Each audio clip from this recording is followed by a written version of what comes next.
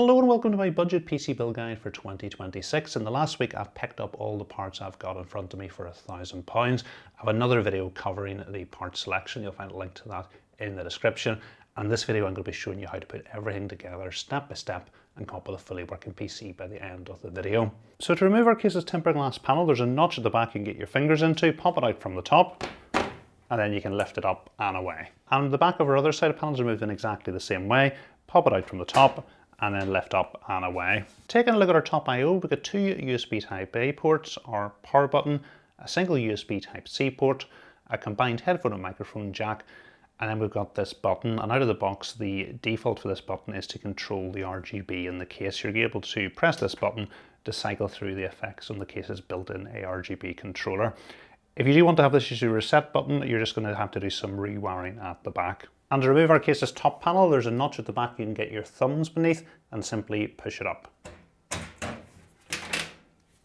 We've got this mesh panel that wraps around the front and side of our case. To remove it, we just need to simply lift it up.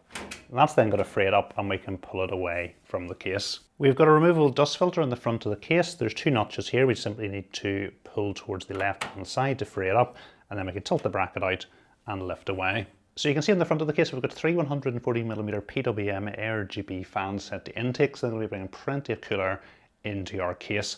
Now we're not going to change the fan orientation in this case, so there's no reason to actually remove the dust filter or front stroke side panel.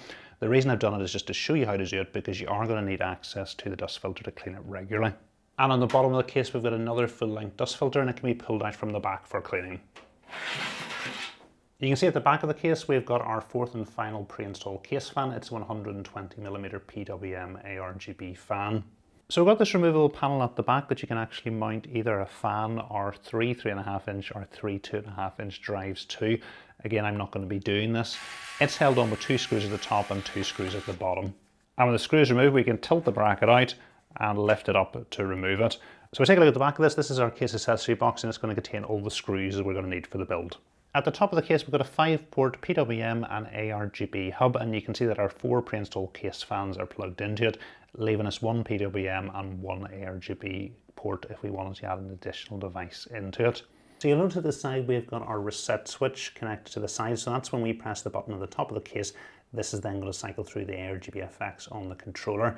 If you'd rather have that button work for reset switch functionality, you can simply pull this out, and then you simply plug this into the front panel header on your motherboard, and I'll be showing you this later on. Coming from the hub, we've got a single PWM and ARGB connector. We simply need to plug these into headers on our motherboard. That's going to allow us to control the speed of the fan through the PWM connector, and it also gives us the option to control the lighting on the fans and anything else we plug into this 5th ARGB port on the hub via our motherboard software. The other option, of course, that we have is just to press the button on the top of the case to cycle through the ARGB effects.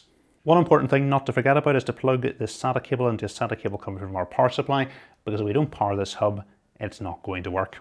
So the last bracket that we're going to need to remove before we can start building is this one to go on the back of our power supply. So we're going to fit this to the back of our power supply, and then we can slide the whole thing in from the back. So there's 2 thumb screws we just need to loosen, and then the bracket's free to remove. So we're now ready to start working on our motherboard, and we're going to be doing as much of the install as we can while we've got the motherboard on the table. So that means we're going to be installing our CPU cooler, our M.2 SSD and our RAM before we put the motherboard into the case. To open the cover on our CPU socket, we need to push this lever down, bring it out and all the way to the top of the motherboard, and then we can go ahead and open the socket up. Holding our CPU by the edges and making sure we've got the text the correct way up, we're going to lower it down carefully into the socket. Once we've got it lined up, it will just fall into the socket. We can give it a little wiggle from side to side and up and down to check it's seating correctly in the socket, which it is. And then we can go ahead and close the socket cover down. Now, as we close this lever down, this black bit of plastic will pop off, so don't be alarmed. So I'm just going to go ahead and close the socket cover down and then close the lever. And this black bit of plastic, we're going to put it in our motherboard box for safekeeping. So we've got 3 M.2 SSD slots on our motherboard. There's 1 behind this top heatsink and 2 behind this bottom heatsink. So in general, it's normally the top slot that gives you the fastest speeds, and this is our Gen 5 slot. And because we've got a fast Gen 5 drive, this is the slot that we're going to want to install it in. So we need to remove the heatsink. It's held on with 2 screws, and then the heatsink can simply be lifted up. Next we can take our M.2 SSD drive and line it up with the slot. We can push it into place, and then as we flatten it down, you'll notice we've got this little clip here, and we push down our drive, it's going to lock the drive into place. So you can see the drive that I'm using comes with its own heatsink. So not only is there no need for us to replace the motherboard heatsink, but it won't fit with such a big heatsink on the drive. If you're using a different drive and it doesn't have a heatsink on it, you're going to want to return the motherboard heatsink, but importantly, you're going to want to remove the plastic protection from the back of the heat pad before you would do that. So we're now ready to install our RAM. The kit of RAM that I've got's got 2 sticks, so we're going to need to install it in the 2nd and 4th slot along from the CPU. So I'll go ahead and open the clips on these slots. Then all we need to do is line the RAM up with the slot. Once we're happy everything's lined up, it's just some firm pressure to the RAM and it's going to clip into place.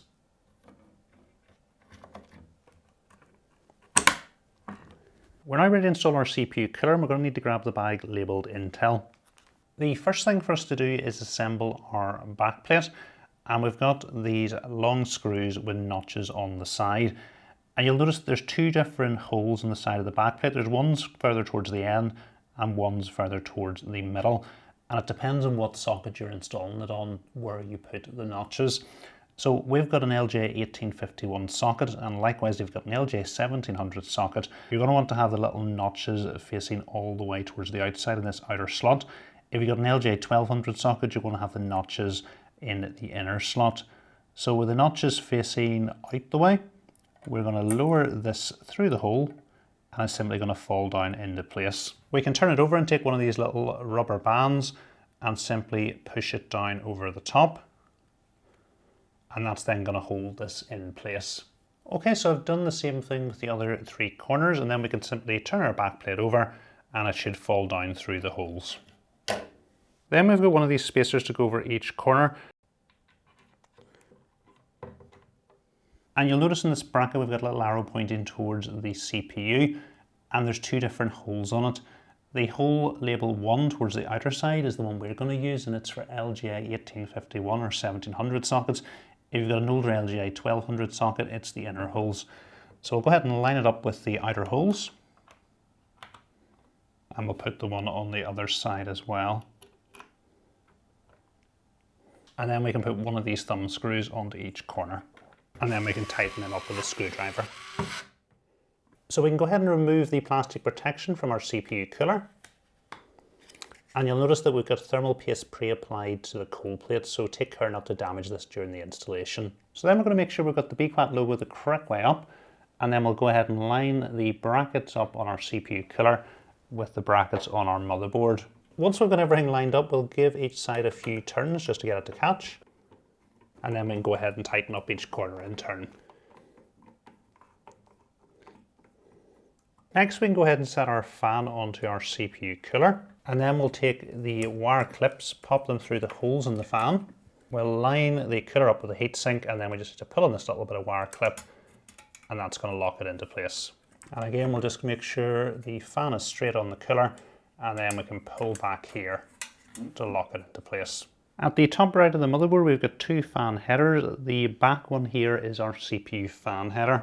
So we'll take the cable coming from the fan, line it up with the header and push into place. And then we'll just take all our excess cable and tuck it in behind the heatsink. Next we can insert the motherboard into the case, line it up with the standoffs at the back. I'm doing this standing up just to give you a better view, but you'll find it much easier if you lie the case down on its back. And you'll notice that once the middle hole goes through the middle standoff, it's going to help hold things in place. We can then secure the motherboard to the case with 9 of the motherboard screws from the case accessory box. Next thing to do is get all our case cables installed, and our HD audio cable is going to go into this header at the bottom left hand side of the motherboard. So we're going to bring the cable through the cutout. We'll get it lined up with the header, and we'll plug it in with the HD audio text facing up the way, and then we can pull the excess cable through to the back. So in the middle we've got a 3-pin 5V ARGB connector, so we'll go ahead and bring this cable through the cutout, and then we'll get it plugged into the header, and then we can pull the excess cable through to the back. So we've got some fan headers down the bottom of the motherboard, so I'm going to bring the PWM cable coming from our fan hub through, and we'll get it plugged in. And again, just pull the excess cable through to the back. And it's this header at the bottom right hand side of the motherboard that we're going to plug our front panel connectors into. Starting up with the top row, pins 1 and 2 from the left hand side are for power LED positive and power LED negative. Pins 3 and 4 are for our power switch. And if you'd rather have that button on the front of the case as a reset switch rather than controlling the RGB lighting in the case, you can simply unplug it from the back and plug it into pins 3 and 4 in the bottom row directly under our power switch. And then again, we'll just pull all the excess cable through to the back. Our front panel USB Type A cable is going to go into this header here. So we'll bring it through the cutout, get it lined up with the header, and push into place. Again, we'll just tuck the excess cable through to the back. And the header directly above it is for our front panel Type C cable. So we'll bring it through the cutout, get it lined up with the header, and push into place. And again, just pull all the excess cable through to the back. We're now ready to install our power supply, and it comes with most of the cables already plugged in. There is one additional cable to plug in, which has SATA and Molex connectors on it, and we're going to need one of these SATA connectors to power our fan and RGB hub, so we are going to have to plug it in. So I'm just going to pull this cable back through the cable ties, and we'll go ahead and get it plugged in. Next, we're going to want to grab the bag of screws labelled for power supply. We can line our case's power supply bracket up with the back of our power supply and use 4 screws to secure it into place. We can then pass all our power supply cables through the back of the case, and then we can slide our power supply into place, making sure its intake fan is facing down the way. So because our power supply has these Velcro straps on both sides, it is a little bit tight to get it fitted through. So we're definitely not going to be using the cable management straps at the front side of the case, so we'll go ahead and remove these two.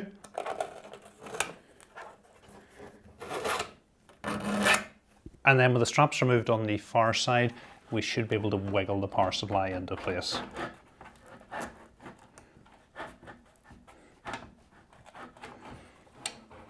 Then to secure the power supply into place, all we need to do is tighten up the 2 thumb screws. Our 2 8-pin EPS cables, which provide additional power to our CPU, are at the top left of the motherboard. So we can bring the 2 cables from our power supply labelled CPU through, and we'll get them plugged in to the headers at the top. And then we'll just pull the excess cable through to the back. Our 24-pin motherboard power cable is here, so we'll go ahead and bring the cable through the cutout. We can get it lined up with the header and push into place. And then we'll just pull the excess cable through to the back. Last power cable to plug in is this SATA power connector, and we're going to plug the SATA cable coming from our fan and RGB hub into it. We're now ready to install our graphics card, so we're going to remove the 2nd and 3rd expansion slot cover from the top. Next, we can go ahead and line our graphics card up with the slot on the motherboard. And once we're happy we've got everything lined up, it's just some firm pressure to the GPU, and it's going to clip into place. And then we can secure it using the 2 screws we've just removed. So you'll notice over to the right of our GPU, we do have a GPU support bracket. Now in this position, I probably could get it just about to reach our GPU, but there is an additional slot over here we can move it over to where it's going to be a bit closer to the graphics card. So I'm going to do that. So you are going to use the bracket in its current position. All you need to do is loosen these 2 thumb screws. And that would mean that the bracket would be free to slide up and down. Slide it up to where it supports your graphics card and retighten the thumb screws. Because I want to remove it all together, I'm going to have to remove the 2 thumb screws. I can then slide the bracket along to this closer slot, and then I'm just going to reinsert the thumb screws, leaving them loose. So you can notice we can rotate the bracket around slightly. So what I'm going to do is slide it up into a place where it is supporting our graphics card nicely, and we'll hold it in that position, and we'll secure it into place by tightening the thumb screws at the back. So one really important step you're always going to want to check when you use a GPU support bracket is check that it's not catching on the fan. So this fan can spin completely freely and the bracket is well away from the fan. Next we need to power our graphics card, so I'm going to bring our PCIe cable through the cutout at the bottom. And you'll notice that we've got 1 cable, it's got 2 8-pin connectors on it, and we're only going to need to use 1 of them. So what I'm going to do is just use a cable tie to join the 2 of them together. And then we can just go ahead and plug the 8-pin connector into the graphics card, push into place, and then we'll just pull all our excess cable through to the back. Okay, last thing to do is some cable management to get the panels back on again. And we've got loads of Velcro cable straps and cable ties in the case accessory box.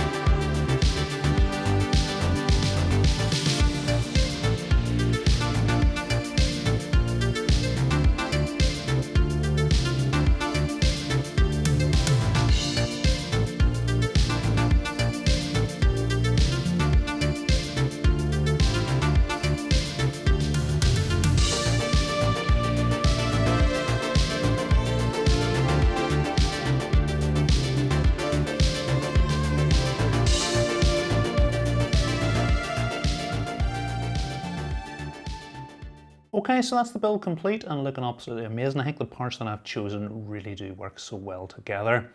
As you can see, I've set things up off camera. The reason I've done that is I've made a full guide to setting a PC up after you've built it. So if you don't know how to do that, you'll find a link to that video in the description. And because I've got minimal RGB in the build, I've managed to control it all without any software. So all we need to do is press the button on the top of the case to cycle through the case's built-in ARGB effects.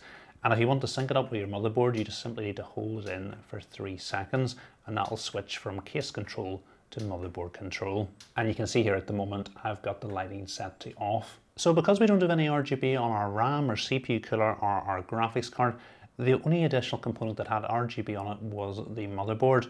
And I was able just to simply turn this off in the BIOS by turning stealth mode on. So in terms of the temperatures, our 245 KF idled at 35 degrees and reached a maximum of 80 degrees during a 10-minute out of 64 stability test. Our XFX 9060 XT idled at 34 degrees and reached a maximum of 48 degrees during the stability test. In terms of noise, we had average noise levels of 38 decibels at idle and 46 decibels under load. So I did really enjoy putting this system together, and I think it does show you, even in the current times where the price of PC components are absolutely crazy, it still is possible to build a PC on a budget.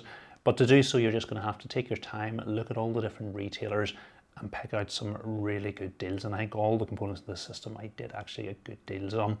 And importantly, I wasn't prepared to sacrifice on aesthetics.